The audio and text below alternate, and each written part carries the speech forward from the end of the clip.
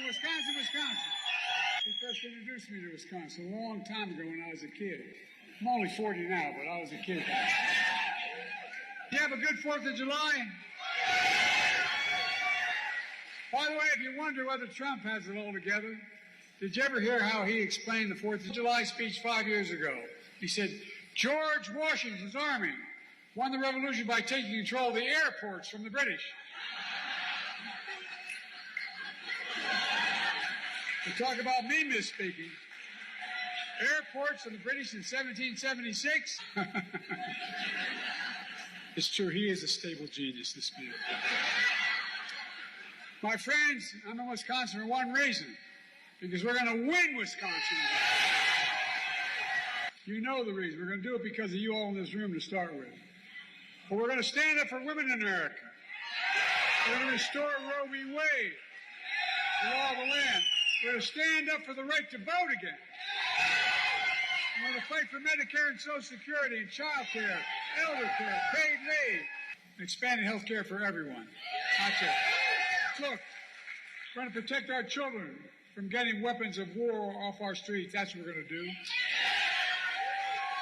The idea that more children die from gunshot wounds in America is so wrong. It's sick. We're going to keep confronting climate change. The most important, we're going to save our democracy. You probably heard we had a little debate last week. Can't say it was my best performance. But ever since then, there's been a lot of speculation. What's Joe going to do? Is he going to stay in the race? Is he going to drop out? What's he going to do? Well, here's my answer. I am running and going to win again. Because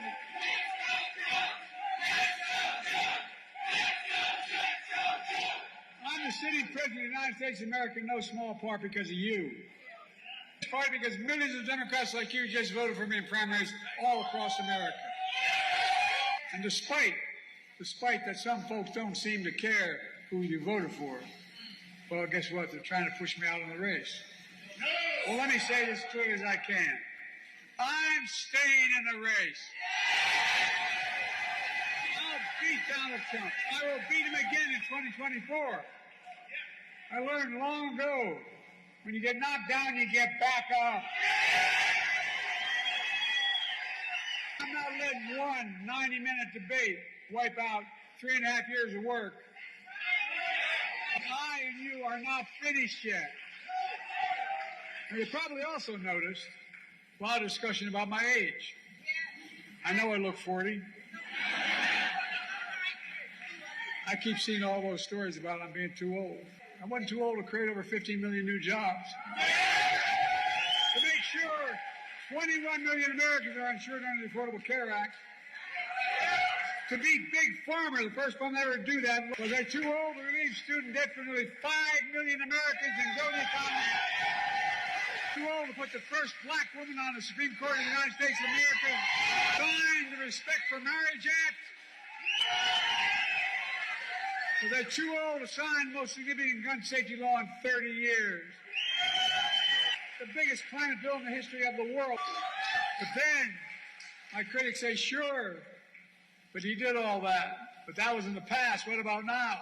How about the 200,000 jobs we announced yesterday?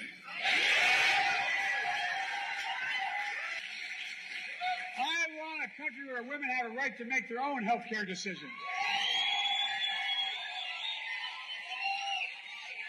Trump wants an America where abortion is banned and women are punished. I want an America where health care is a right, not a privilege. So let me ask you, what do you think? You think I'm too old to restore Roe v. Wade, the law of the land? You think I'm too old to ban assault weapons again? To protect Social Security and Medicare? To get child care, elder care for working families in need? To make billionaires finally start to pay something beyond 8.2% of the tax rate?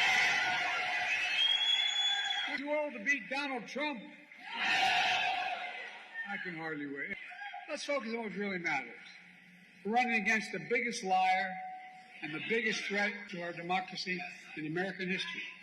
Trump is a convicted felon, found guilty, 34 felonies, trying to hide hush money payments to a porn star. Another jury found Trump sexually assaulted a woman in a public place and has been fined $90 million.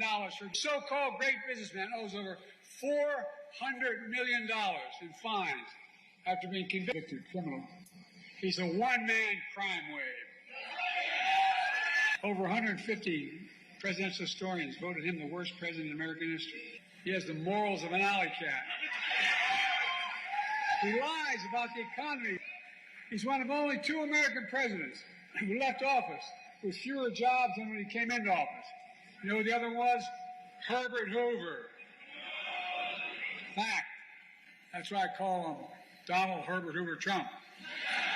He lies about the pandemic he totally botched. The truth is, over 1 million people went on to die. He told us what? To inject bleach in our arm. It wasn't serious. He lied about how great he was for veterans in his administration. The truth, I have trouble saying this because my son died as a consequence of Iraq.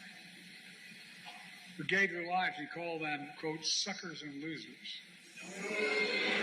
I'll be damned, I'm glad I would talk about my son that way. So I had thousands to attack the Capitol.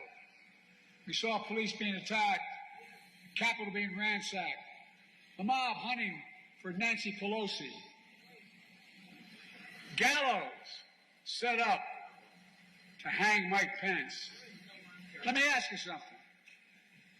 After what Trump did on January 6th, why would anyone ever let him be near the Oval Office again?